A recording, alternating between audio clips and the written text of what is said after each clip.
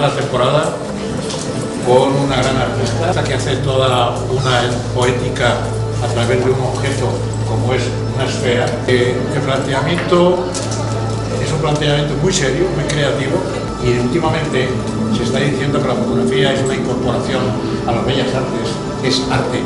La fotografía siempre ha sido arte, lo que nunca ha sido considerada en el mercado del arte como objeto de cambio, como objeto para comprar y para disfrutar. Afortunadamente en este momento eso ya no ocurre, y eso ha hecho que muchísimas artistas y muchísimos artistas que realizan este lenguaje hayan incorporado no solamente conocimiento y poética, sino una investigación sobre la imagen que apoya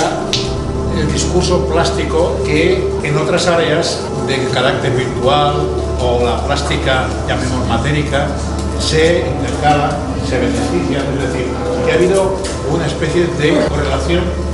de todas estas experiencias formando a la vez una unidad que es la expresión plástica, la expresión artística. Yo solamente que muchas gracias a todo el mundo por venir, que disfrutéis de la exposición, que creo que está todo muy explícito en las fotos,